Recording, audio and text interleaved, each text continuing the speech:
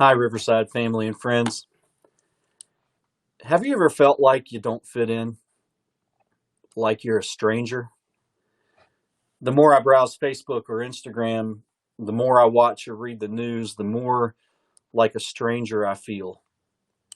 We live in a culture that is demanding that we take a side. It's either a COVID conspiracy or it's a global pandemic. It's either Black Lives Matter or it's All Lives Matter. It's either defund the police or Blue Lives Matter. You're either a liberal or you're a conservative. You're either pro Biden or you're pro Trump. You're either pro immigrant or you're pro closed borders. The voices that are the loudest are the most extreme voices on each side, and it's so easy to get sucked in. The more I listen to these debates, the more like a stranger I feel, and the more convinced I become that as Christians, because that's who this little talk is focused towards, we are allowing our culture to shape our opinions more than we are allowing God's word to shape our opinions. In Joshua 5, an angel appears to Joshua, and Joshua asks him, "Are you for us or for our enemies?" The angel's response is instructive and simple. The angel says, "Neither."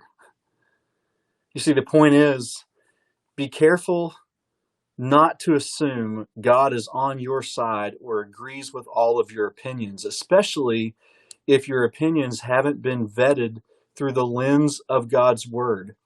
If you ask him on whose side he's on, he just might say neither. In fact, I'm convinced more and more that that's the answer that we would get from him today. Are the issues that are important to you important to God? Are the things that you're advocating for or against close to the heart of God? You see, this is why when I watch the divide in our culture today, I feel like a stranger. And maybe you do too. Actually, I hope I'm not alone. I hope that there are lots of us who feel this way. I hope there's a silent majority who feel kind of like strangers right now. You see, as Christians, we don't, or we shouldn't, quite fit in anywhere in the world systems.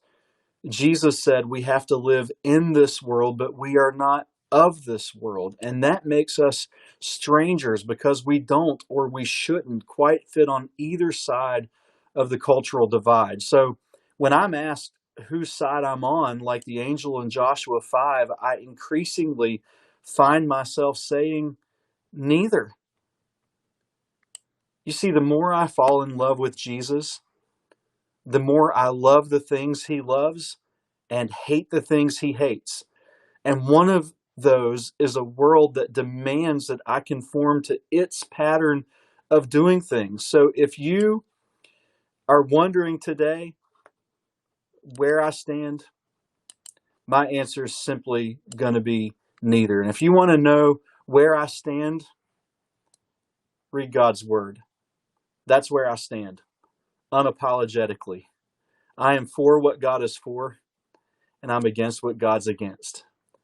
And I just want to encourage you, know his word so you'll know his heart. And if you know his word, you'll be a stranger too. One more word of advice, and I'll let you go. Find somebody that doesn't look like you and maybe doesn't agree with everything you agree with, and take some time to listen to each other. What you might find out is you have a lot more in common than you have different. I love you guys. Can't wait to worship with you tomorrow. See you soon.